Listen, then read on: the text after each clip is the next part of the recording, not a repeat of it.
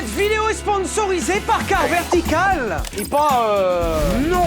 Car Vertical vous permet de connaître l'historique du véhicule que vous voulez acquérir. Compteur trafiqué, vol, historique des accidents, Car Vertical vous permet de tout savoir. Et attention, je vais faire quelque chose de très dangereux, c'est fait par un professionnel, hein, mais je vais comparer plusieurs caisses. Ouais, warning, attention, gyrophare. Ouais. Attention, gyrophare. Attention. Attention.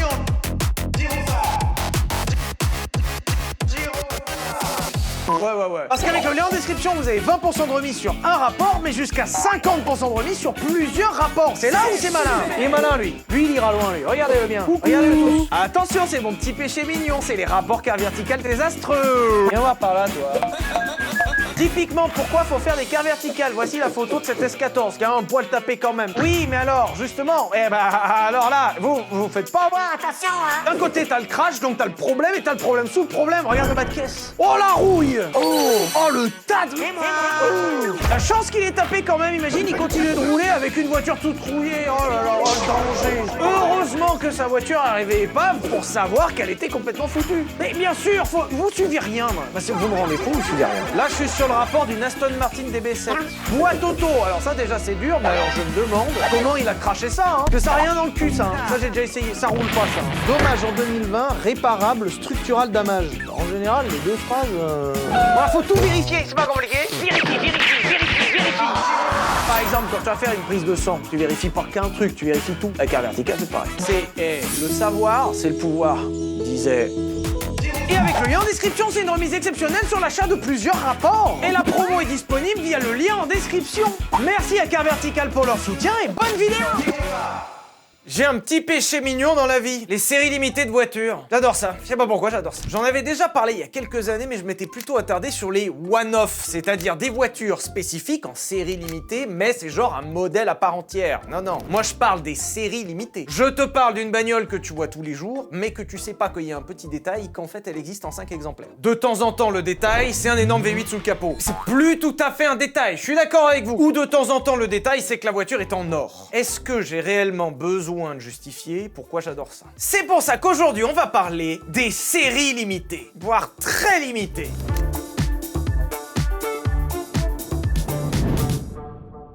Mais avant de rentrer dans le détail de cet épisode, j'aimerais bien qu'on revienne un peu sur le concept de série limitée, parce qu'après tout, oui, Sylvain, c'est quoi une série limitée? Eh ben c'est une série limitée. C'est vrai que là, pour le coup, c'est souvent marqué dans le nom. Blague à part, je vais quand même être un peu plus précis, parce que le concept de la série limitée dans la bagnole, ça existe depuis des années. T'imagines que dans les années 60, déjà, sur la Citroën 2 chevaux, on retrouvait des séries limitées, donc le concept de la série limitée, ça a au moins 60 ans. Et quand on pourrait croire que le concept de la série limitée, c'est, je sais pas, pour faire un truc incroyable, pour proposer une expérience au client, pour célébrer un anniversaire, à la base, ça servait pas du tout à ça. C'était juste vendre des caisses. Tu peux mettre la fin de l'épisode au final, hein. En fait, c'est un truc que tu peux retrouver dans absolument tous les produits que tu peux acheter. Les gens sont attirés par la série limitée parce que c'est limité. Si tu l'achètes pas maintenant, tu l'auras plus jamais. Toi, tu vas avoir le skin que ton voisin n'aura pas parce que toi, t'as été meilleur et que t'as dégainé le chéquier plus vite. C'est juste ça, en fait. Et à la toute base, le concept de série limitée chez les constructeurs de voitures, ça sert à cacher des promos. C'est tout. Quand les ventes d'un modèle commencent à chuter, le constructeur peut avoir le choix d'améliorer son modèle, de le lifter, de le renouveler, sauf que ça coûte cher. Donc, t'as la solution toute simple de faire une promotion. Mais le problème de la promotion, c'est que les gens vont juste prendre l'habitude de la promotion. Pourquoi acheter un modèle plein pot quand tu peux juste attendre la promo? C'est vrai, il y a rien qui le distingue. Donc l'idée super simple, c'est qu'il faut faire une promotion, mais qui est pas la gueule d'une promotion. Une promotion, mais qu'on te dise bien, attention, elle est limitée, hein. Si tu la prends pas maintenant, tu l'auras plus. Série limitée. J'avoue que ça casse un peu le truc, c'est vrai. Et je vous rassure, 100% des séries limitées qui ont existé ne servent pas qu'à ça, puisque des fois, c'est quand même motivé par des raisons un peu meilleures. Mais dans l'absolu, ça a été inventé pour ça. Ce qui est fou à se dire, c'est que Fortnite, avec ses skins, n'a rien inventé. Rien. Mais alors, mais rien. En ce moment, tout le monde s'extasie sur la collab Fortnite South Park. Ok. 2 chevaux 007. La même, d'accord? C'est ta caisse avec une collab de ouf. La même. Anecdote d'ailleurs sur la 2 chevaux 007, mais les petits trous de balles là qui font croire que tu t'es pris une rafale, c'était à coller toi-même. En fait, ils te livraient la voiture avec une planche de stickers et tu colles les trous là où tu veux. C'est pour ça qu'il n'y en a aucune d'identique. Parce qu'il faut le faire toi-même. même. D'un côté, c'est un peu cool de célébrer la collab 007 Citroën, et de l'autre, le concept de te filer une planche de stickers avec une caisse jaune, ça veut un peu dire qu'ils en avaient rien à péter. Pour te dire, tiens, y a ça. Va coller, toi. Nous, on a la flemme. Je sais, on a une usine, on a plein de mecs pour faire ça. La flemme. Et ce qui est fou à dire, c'est que ce concept de série limitée dans la bagnole, ça a super bien marché. Mais genre vraiment beaucoup. Je vous dis que le simple fait de mettre un numéro limité dans une caisse, ça se vend tout seul. Par exemple, la première Clio Williams au début était en édition limitée, sauf que ça s'est tellement bien vendu que Renault a fini par vendre des Clio Williams non limitées. Et aujourd'hui, les versions recherchées, c'est les Clio Williams limitées, qui sont les mêmes que celles qui sont arrivées après, sauf qu'elles ont le numéro. Bien sûr que t'as envie d'avoir le modèle qui a 500 exemplaires et pas le modèle que tout le monde a, évidemment. Dans cet épisode quand même, on va pas passer en revue les séries limitées connues, parce que des séries limitées connues, en fait, il y en a plein. C'est-à-dire que le concept a tellement pris qu'aujourd'hui, des séries limitées, on en connaît forcément. Si je vous dis Peugeot et Roland Garros, normalement, vous en avez forcément entendu parler. C'est normal, c'était un partenariat qui tenait depuis des décennies et qui a terminé il y a vraiment pas longtemps. Ouais, je sais pas si vous étiez au courant, mais c'est passé chez Renault maintenant. L'offre devait être meilleure, je suppose. Si je vous dis Quicksilver, par exemple, vous avez forcément vu une Peugeot 206 Quicksilver. Avec la couleur Quicksilver, la couleur argentée Quicksilver. Marqué dans le nom, elle est Quicksilver, une petite vague sur la porte, il y a un pack qui a été un peu moins cher que les autres, fin. Vous avez forcément entendu parler de l'AX K-Way, d'ailleurs qui a inventé le concept du K-Way, c'est incroyable quand même. Et si j'ai bien compris, d'ailleurs, ça a bien changé K-Way, hein. Maintenant ça se la pète un peu, je crois. Hein. Fais voir. 330 €. Ah, mais c'est une veste de ski. Ah, c'est toujours hors de prix. Mais je comprends mieux, moi je pensais que c'était vraiment le plastoc, quoi. Ah là, c'est quand même 150 €. Ah merde. Ah, c'est 150 balles. Mais tu vois, regarde. Putain, je suis sur le site de K-Way, ils ont quoi? Série limitée Mickey. Oh! J'aurais pu vous parler de la Polo Harlequin, par exemple. Alors, ce truc que vous voyez à l'écran actuellement a réellement existé. Oui. Eh ben, figurez-vous que c'est assez étonnant, et ça s'est bien vendu. Pas partout, mais ça s'est bien vendu. Typiquement, la Polo Harlequin, c'est le genre de série spéciale qui s'est fait à pas cher. Je pense qu'au bureau de chez Volkswagen, c'était marqué en gros à pas cher. J'avoue que le concept de prendre des portes de couleurs différentes d'autres modèles qui sortent déjà, parce que, ah oui, vous avez peut-être pas compris, mais la Polo Harlequin, le concept, c'est que c'est un mix de toutes les autres couleurs de la gamme. En fait, le concept, c'est qu'ils sortaient des voitures de différentes couleurs mais unies, tu vois, et il les démontait et il les réassemblait mais différemment. C'est là même. L'intérieur, il y a quasiment rien de différent. Il y a une petite couleur sur le volant, sur le pommeau de vitesse, et puis après, c'est fini. Faut pas non plus... Alors, vous verrez que le concept de flemme revient assez régulièrement quand même. J'aurais pu également vous parler de toutes les collabs autour de la bouffe, comme cette magnifique Visa carte noire le café. Aucun rapport. Voiture café. Et attention, c'était la version haut de gamme. Oui. Citroën C2 Tic Tac. J'allais vous dire que c'était le truc le plus con que j'avais vu dans cet épisode, il y a quand même le berlingot M&M's, qui était notamment livré avec une casquette M&M's. Tu sais, des fois, faut pas chercher non plus, hein. Alors, il y a eu la bouffe et il y a aussi eu les destinations. Alors, à la base, je voulais en faire un topo complet. Et ensuite, j'ai vu la quantité astronomique de bagnoles concernées par les destinations. Alors, c'est pas compliqué, il y a toute la Terre. Monaco, Miami, même Saint-Tropez, il y a tout. Il y a Albertville, s'il te plaît. Il y a Albert dans le nom de la ville. Ça ne me fait pas rêver. Autre thème qui a aussi été régulièrement abordé par les séries limitées de bagnoles, c'est les jeux vidéo. 206 Xbox. Celle-là, elle surprend toujours. Mais c'est loin d'être la seule, hein, rassure-toi. Hein. J'aurais pu vous parler par exemple du C-Crosser PSP qui était livré avec sa PSP. Chrysler Petit Cruiser, Gran Turismo 4. Je pensais pas que c'était possible de mettre deux mots aussi opposés dans la même phrase. Le Chrysler Petit Cruiser, hein, qui est quand même à l'opposé de la définition de performance, a eu une version Gran Turismo 4. La 350Z a aussi eu une série limitée Gran Turismo 4. Alors ça tombe bien, Gran Turismo 4, je l'ai un petit peu. Regarde, Gran Turismo 4... c'est là. Ils étaient partenaires, Nissan. Ah non, mais des fois, c'est cool quand même, faut reconnaître. Tu pouvais même gagner la 350Z du jeu dans la même couleur, dans une série limitée avec que cette voiture qui a cette couleur. J'aime beaucoup aussi le concept de la C3 PS Vita, qui était naturellement livrée avec sa PS Vita. Après, quand tu vois les ventes de la PS Vita, c'était aussi une série limitée. Trop aigri? Trop aigri. Après, le concept de cet épisode, c'était de vous parler des séries limitées, mais moi, j'aimerais bien vous parler des séries limitées, genre vraiment incroyables. Les trucs incongrus, les trucs que tu verras vraiment jamais ailleurs. Tu sais, les trucs où t'as même un doute de pourquoi ça existe. Et j'ai plein d'exemples. Est-ce que vous connaissez la Citroën Saxo Bic? Les stylos, ceux que tu mâchouilles là, pendant des heures. À un moment dans sa carrière, la Citroën Saxo, la petite citadine là, a eu un partenariat avec la marque de stylo Bic. Bic. Parce que l'idée c'était de mettre en avant le concept du stylo 4 couleurs de façon rigolote dans une bagnole. Donc ils ont choisi la Citroën Saxo. Et justement, le concept de stylo 4 couleurs, ils se sont dit qu'ils pouvaient en faire un truc drôle. Parce qu'il y a bien des trucs qui existent en 4 exemplaires dans une bagnole qu'on peut mettre de 4 couleurs différentes. Les ceintures. En fait, la Citroën Saxo Bic peut se démarquer déjà par sa couleur orange à l'extérieur. Quand même, ouais, faut l'encaisser celui-là. Hein. Mais aussi par ses 4 ceintures de sécurité différentes. En fait, t'as les 4 couleurs du stylo sur les 4 ceintures. On se marre, hein. Et là, vous allez me dire, oui, mais Sylvain, t'en as déjà parlé, tu radotes, on connaissait l'anecdote, ok, pas de problème. Vous connaissez la Citroën Saxo Bic VTS? Alors là, attention, faut s'accrocher, le concept, il est un peu foufou, parce que Citroën sort la Citroën Saxo Bic, qui, avec l'aide d'un prix attractif, se vend très très bien. Mais dans la gamme, il y a également la Citroën Saxo VTS, qui se vend aussi très très bien, parce qu'elle est cool, c'est une super caisse. Et je sais pas ce qui est arrivé dans la tête des mecs de Citroën, mais t'as 2 séries limitées, et ils se sont dit, viens, on le colle. Citroën Saxo Bic VTS. C'est une série limitée de série limitée pour créer une série limitée de série limitée. À ma connaissance, le concept de mixer 2 séries limitées, il y a que ça qui a existé. Après, si vous avez d'autres exemples, vous me le dites. Je suis pas fermé. Mais alors, le concept de mixer 2 trucs, ça, je suis ultra fan. Hein. Parce que d'un côté, tu pouvais avoir ta Saxo Bic, tu pouvais avoir ta Saxo VTS, et tu pouvais avoir ta Saxo Bic VTS, qui a pas les moteurs de la VTS. En fait, c'est qu'un petit moteur qui se retrouvait sur la Bic. C'est une Saxo habillée en Bic, habillée en VTS. Mais c'est pas la VTS, parce que c'est pas tout à fait les mêmes châssis. Faut suivre, hein. Et ce que j'adore avec le concept de la Saxo Bic VTS, c'est que finalement, Citroën a inventé le Pack-M, parce qu'elle a la gueule de la VTS, mais il y a rien de VTS dedans, hein. C'est une Saxo normale. Après le concept de plus de gueule que de chevaux, le groupe PSA dans les années 2000 savait très bien faire, par exemple avec la 206 GT, dont je vous avais déjà parlé. En fait, ils devaient homologuer la 206 en WRC, mais la 206 a été trop petite, donc il fallait un moyen à pas cher de la rendre plus grande. Et ça a donné ça. C'est une 206, normale, hein, y a absolument rien de différent avec une autre 206, mais elle a des gros pare-chocs. Vide, hein, et vide, hein, c'est...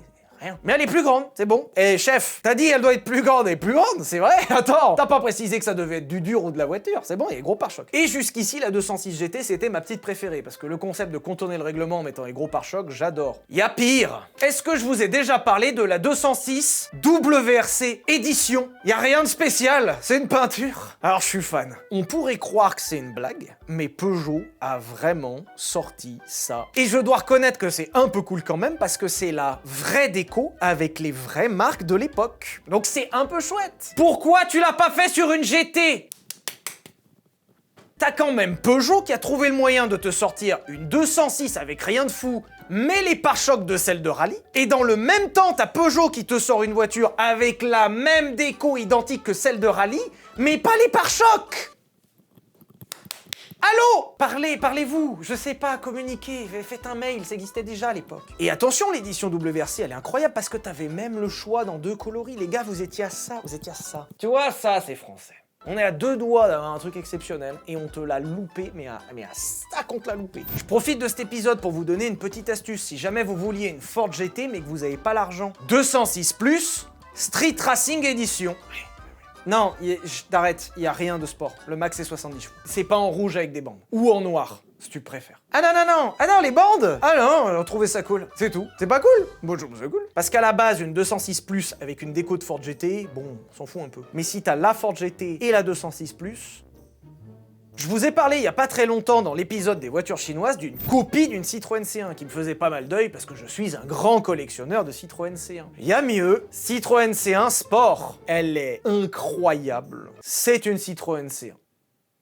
Y a rien d'autre. Vous êtes peut-être en train de remarquer que ça revient très régulièrement ce concept de mettre une déco de fou furieux, mais y a rien. En vrai, elle a de la gueule de ouf. Quand tu sais qu'il y a absolument rien de mieux sous le capot. Bon, t'as le contour quand même. Putain, j'ai pas une seule Citroën C1 avec un contour. Putain, ça me fait de la peine, hein. Premier degré, ça me fait de la peine, hein. Après, vous allez me dire, ouais, mais Sylvain, on a compris, les versions de sport, faussement sport. Alors déjà, je me permets, j'en ai enlevé 1 million. Parce que la Mercedes Classe A 160 Hakkinen, qui a le nom d'un pilote de Formule 1, y a rien dedans. Voilà, hein, pardon. La ZX Rally Raid. Quand même bien des connards, hein. Attends, pas celle du Dakar, hein. La 75 chevaux, hein. Ah, ça a vraiment existé, ça. Ce dont j'ai vraiment envie de vous parler, c'est les trucs incongrus, les trucs, c'est presque un peu goofy. Tu sais que chez la marque, ils étaient comme ça, là, ils faisaient... Citroën Nemo. Et en orange, comme Nemo. France Travail. Après, vous allez me dire, Sylvain, t'es aigri. Alors, Oui, mais là, il y a eu zéro effort. Ok, je suis prêt à accepter la blague du Nemo. Ok, c'est rigolo, vous êtes Citroën, vous avez fait le partenariat avec Pixar. Ok, j'avoue. Faites un effort. Il n'y a rien de différent. Rien. C'est flemmard. Je m'adresse à vous directement, Citroën. Je vous aime beaucoup. Enfin, je vous aimais beaucoup quand il y avait des suspensions hydrauliques, peut-être. Vous faites la blague, je veux bien. Allez jusqu'au bout. La seule différence entre un Nemo et un Nemo, c'est qu'il est orange. Mais le orange, tu le retrouves sur le Nemo, qui n'est pas le Nemo, c'est le Nemo, d'accord? Donc, pas de différence. Et que les sièges, ils sont un peu différents. Mais en vrai, quand tu vois la différence, c'est pas vraiment une différence. Merde. Quand vous l'avez présenté au salon de Genève avec la déco, Nemo. Voilà, là oui. Alors je suis d'accord, vous l'auriez peut-être pas vendu comme ça. Bariolé, blanc, noir, orange, bon. Je l'aurais pas acheté, dans tous les cas, c'est vrai. Donc je ferais mieux de me taire. Faites-moi rêver. Par exemple, quand vous avez fait la Citroën XM Multimédia, dont je vous avais déjà parlé, qui avait littéralement un PC à l'intérieur, avant les années 2000, là, ça me faisait rêver, d'accord. Mais c'est pas la fois où vous m'avez fait le plus rêver. Non. Citroën Évasion, Microsoft, présenté par Bill Gates en personne. Ah non, mais je vous ai dit, attention, dans cet épisode, je vous trouve le nec plus ultra, le top. Bill Gates a fait la promo d'un monospace Citroën. Il y a aussi eu la Xara Windows, mais là, j'avoue, il s'est pas redéplacé. Ça a dû le gaver une première fois, où ils avaient plus le budget de le faire venir. Ils se sont arrêtés là. Par contre, c'était quand même le top, la Xara Windows. Attends, t'avais un autoradio fait en partenariat avec Clarion et Microsoft qui faisait navigation sur ta Xara. Alors, sur un écran d'1 centimètre. On a Bill Gates, d'accord? Après, jusqu'ici, j'ai quand même beaucoup parlé de voitures françaises. Rassurez-vous, dans les autres nationalités, il y a de quoi faire. Toyota Yaris, Stargate SG1. Je pensais jamais dire cette phrase un jour. Tu sais, avec Tilk, le Goa'uld. D'ailleurs, on n'en a jamais parlé de ça. Hein. Parce que Tilk, il a un ver solitaire. Hein. Tu sais, il est contrôlé par un truc qui est dedans, là, qui fait la marionnette, là, qui lui prend dans le... En plus, leur lance, là, qu'ils ont, c'est vachement pratique. Un coup, t'es stun, deux coups, t'es mort.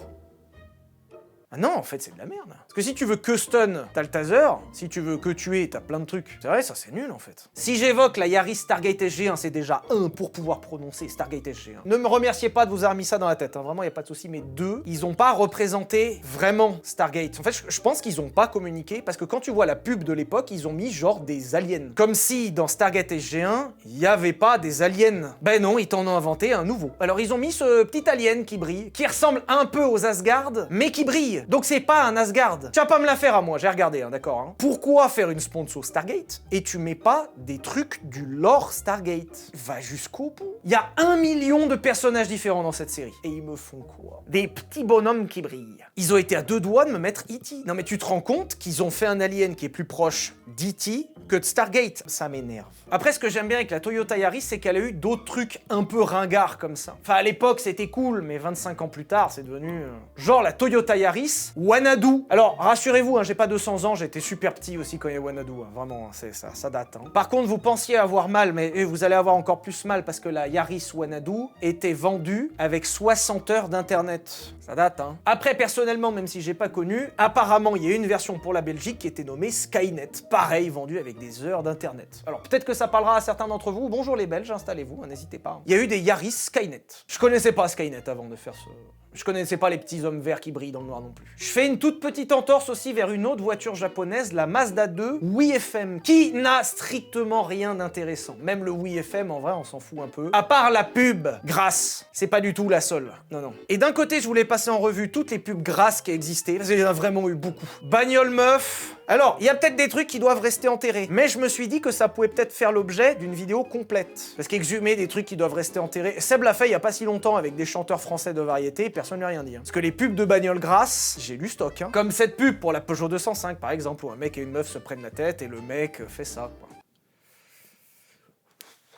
Je pense qu'on fera un épisode sur les pubs bizarres. Je dois reconnaître que la Yaris Stargate, c'était un peu ma préférée. Jusqu'à la C2 Batman. Pour la sortie de Batman Begins, il y a eu une Citroën C2 Batman. Toute noire. Alors là, j'avoue, parce que je me moquais des constructeurs qui allaient pas assez loin. Là, c'est loin, là. Ah bah, c'est pas compliqué, il y a tout. Je pense qu'ils ont tout mis. Vous pouvez pas mettre plus. Il y a tout. Ah non, mais il y a tout. Parce qu'autant dans la Yaris Stargate, t'avais un DVD de Stargate et c'était fini. Là, il y a tout. Kit carrosserie, becquet, feu arrière cristal, couleur noire, jante noire, logo Batman et même de la merch Batman spécifique. Tu es Batman en fait. Ce qu'a proposé Citroën avec la C2 Batman, c'est que tu sois Batman, mais sans le budget. Parce que Batman il se trimballe en Aventador. en fait. Parce qu'en fait, les gens, ils se disaient, oui, mais pour être Batman, il y a besoin de rouler en Murcielago, faut rouler en Aventador, tout ça, tout ça. Non, non, non, non, non, tu roules en Citroën C2. Unpopular opinion, pardon, mais tu es plus Batman en Citroën C2 Batman qu'en Murcielago jaune. Bah ouais. Même en Murcielago noir. Hein. Je vous avoue que je trouvais ça un peu beaucoup, la C2 Batman, parce que là, on rigole entre nous, hein, tout ça, c'est marrant, hein, mais faut l'acheter avec du vrai argent, et après, faut assumer de te balader avec. Ce qui est... La 206 avec des bandes de Ford GT, bon, je peux avoir l'humour, C2 Batman... Mais visiblement, je suis le seul parce que la C2 Batman s'est très bien vendue, ce qui les a incités à faire la C2 Superman, qui pour le coup est vachement plus décevante parce que t'as le GPS qui était offert dedans, d'accord, mais strictement rien d'autre. T'as un logo Superman, et encore faut bien le chercher, et un peu de merch Superman. T'as un t-shirt, une casquette, un poster et des piles. Pourquoi les piles ? Des piles. Peut-être qu'ils avaient un partenariat avec Energizer aussi, j'en sais rien. Est-ce que t'as plus à compenser à acheter une grosse bagnole qu'à acheter une C2 Superman? Parce que tu dois compenser un peu en C2 Superman, hein. T'es pas le mec le plus serein de toi non plus, hein. Puis même, qu'est-ce que tu dis à ta famille quand tu rentres? J'ai acheté ma nouvelle voiture! Ah ouais, C2 Superman! Ah.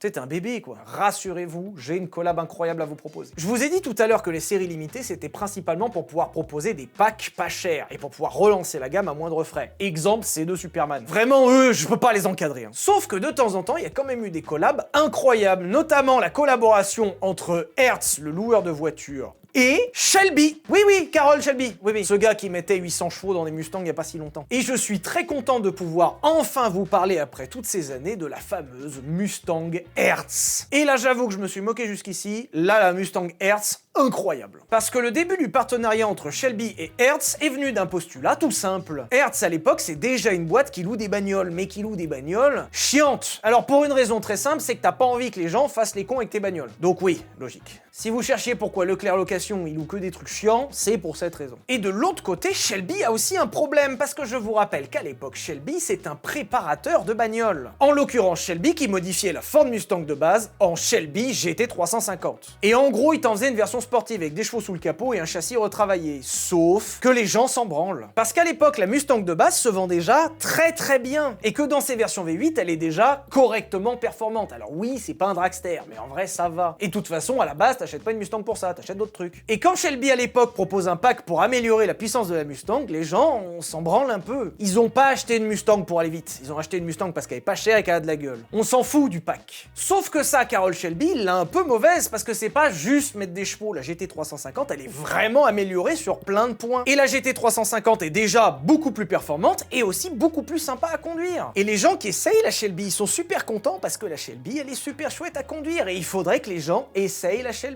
Voiture de location, tout simple. Et en vrai, le plan, c'est du génie. Parce que quand tu vas chez Hertz pour louer une voiture et que le loueur te dit que pour un tout petit peu plus cher, t'as une voiture vraiment sexy qui va vite, bah tu prends. Et tu la conduis, tu te dis putain, elle est quand même vachement chouette cette Shelby Hertz. Et tu finis par acheter ta Shelby. Ou à l'inverse, t'as juste envie de passer un week-end un peu sympa avec une bagnole qui marche et tu vas chez Hertz louer une voiture qui marche à pas cher. Dans les deux cas, t'es gagnant. Et cette réflexion, les deux marques vont l'avoir en créant la Shelby Hertz, que tu peux reconnaître aux bandes dorées spécifiques qui ont fait la renommée du modèle. D'un côté, ça a été une super opération commerciale, tellement que quasiment 70 ans après, on s'en souvient encore, c'est vrai. De l'autre, ils ont très vite arrêté. En fait, le problème de la Mustang Shelby Hertz, c'est que les gens, quand ils ont commencé à comprendre que c'était vraiment chouette, ils ont commencé à faire n'importe quoi. Disons que le concept de louer une voiture super puissante, super pas chère, a assez vite tourné au vinaigre quand même, quand les gens ont commencé à la louer pour le week-end, pour aller faire la course avec. Bien sûr que ça allait partir en couille, évidemment. T'imagines, t'es dans les années 60, y a pas de radar, y a peu de circulation encore à cette époque-là, t'es 4 ou 5 potes, chacun prend une Shelby pour le week-end, tu la prends le vendredi soir, tu la rends le lundi matin. Elle va pas être dans le même état la Shelby quand tu la rends, hein. Bah oui, tu sais quand tu rends les clés, que le loueur il te fait ça, c'est bien passé, c'était chouette, tu fais ouais, j'y suis allé doucement, ouais.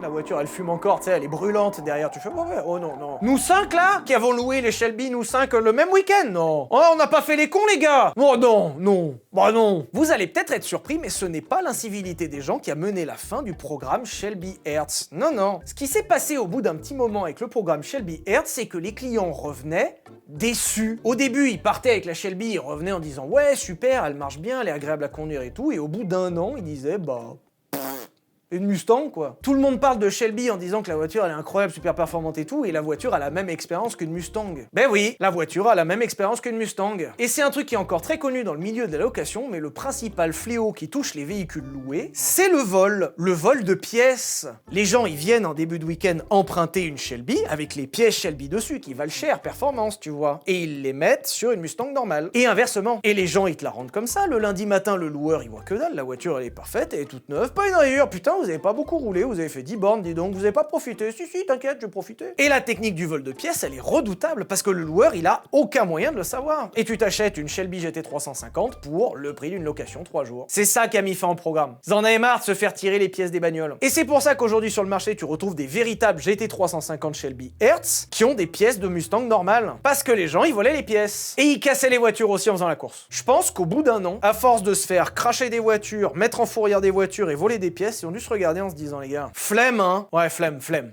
Après, au rayon des voitures incongrues qui ont été préparées, tu t'y attendais pas, mais ils l'ont fait quand même, excusez-moi. Citroën C5, Carlsson. Si vous connaissez pas Carlsson, c'est un préparateur allemand. Et je sais pas pourquoi ils ont mis du sport dans une pantoufle. Pour rappel, hein, si vous l'aviez pas, la Citroën C5, c'est une berline Citroën qui est sortie au début des années 2000, qui était l'opposé du sport. Tu vois, si t'as confort et t'as sport, la C5, elle est là-bas. Et attention, la C5 Carlsson, ça déconne pas, hein. Admission forcée, filtre à air, nouvelle gestion de boîte, suspension rabaissée, cartographie avec 25 chevaux de plus. Je la trouve exceptionnelle. Et ça peut paraître incongru, mais ça a été un succès commercial de fou. À tel point qu'ils ont refait une prépa sur la C5 II, mais qui cette fois-ci était uniquement esthétique. Alors là, par contre, j'ai pas compris. Je comprends pas le concept de faire un truc qui marche bien, avec une recette qu'on connaît, hein. Il y a 3 ingrédients, c'est pas compliqué, ça marche. Et tu le refais un peu plus tard, mais tu changes la recette. Et t'espères que ça marche.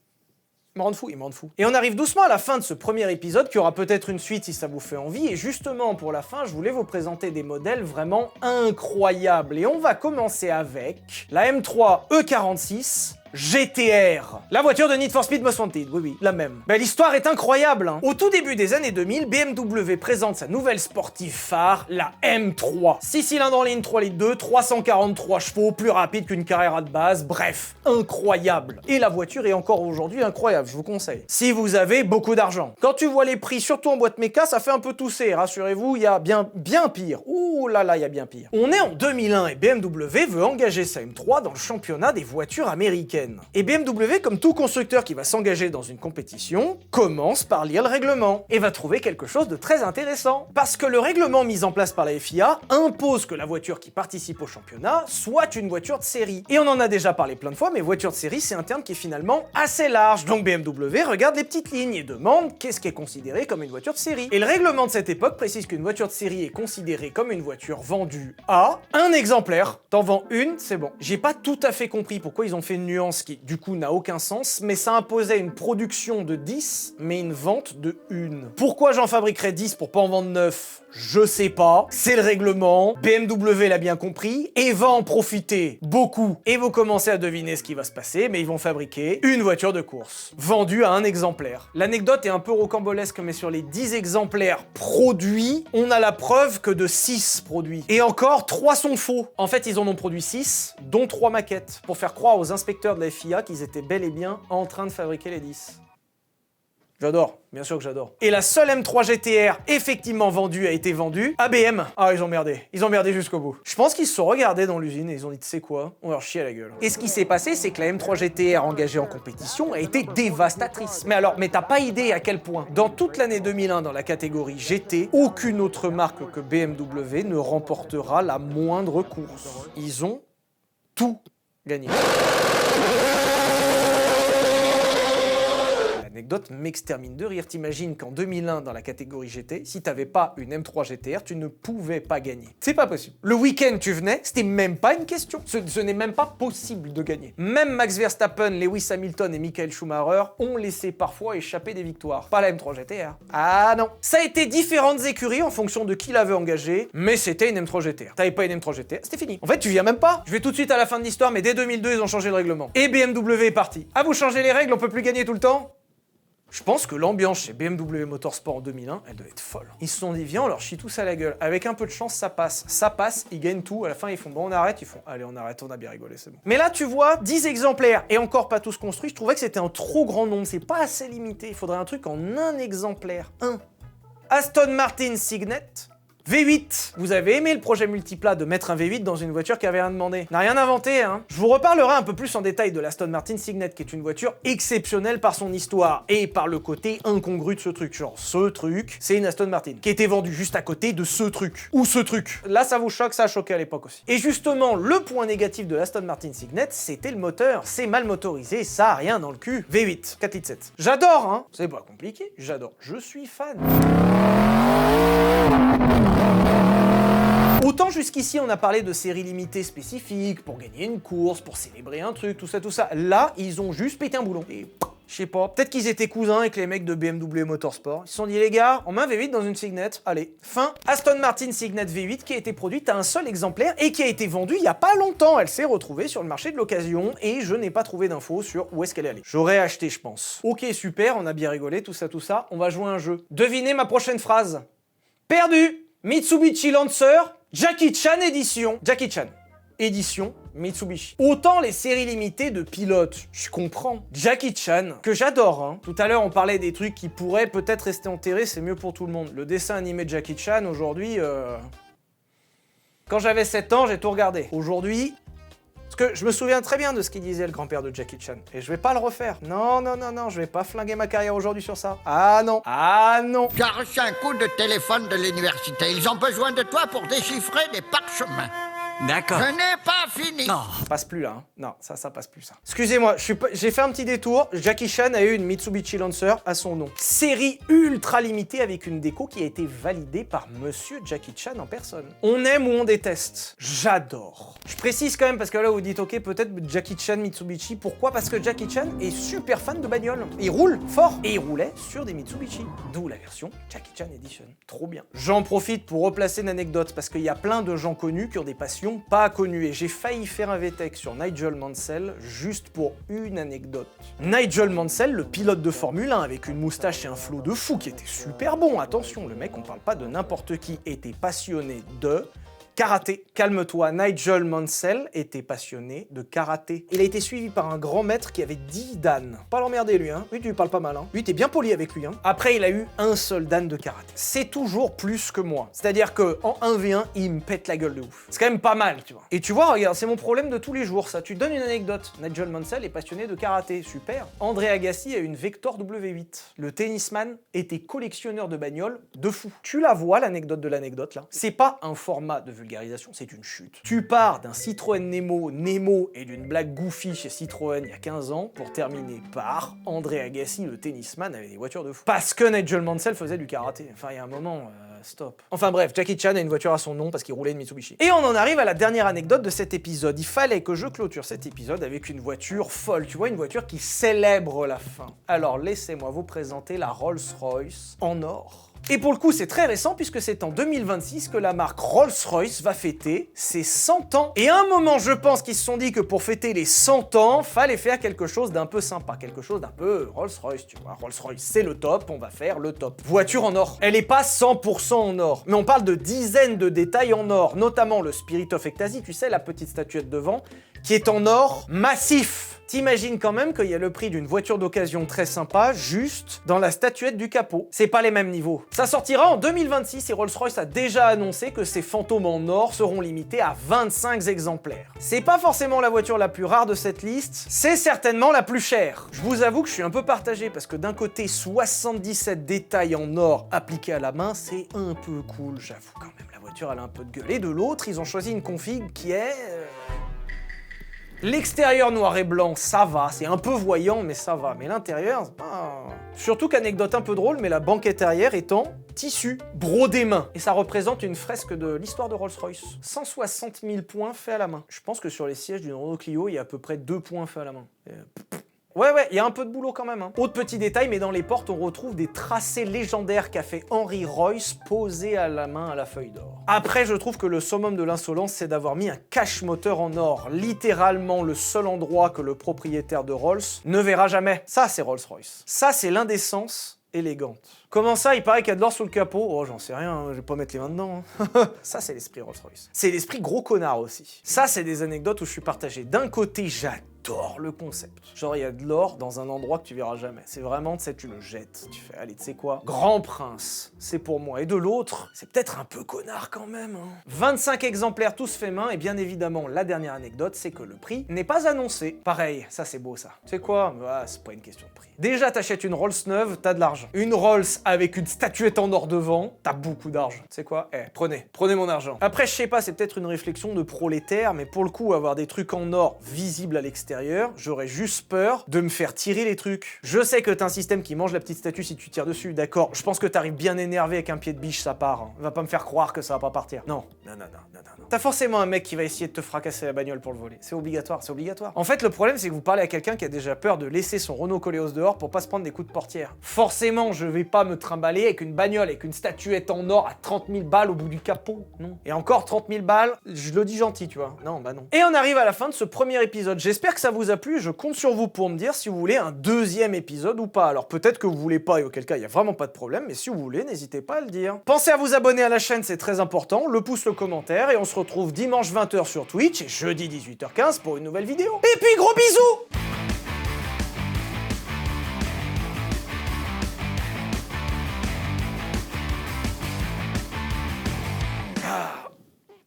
Je suis tout raide. Oula, pardon. Les Asgard, c'est vous? Stargate? Allô? Les petits hommes verts? Non, les petits hommes brillants, pardon. C'est eux. Oh là là.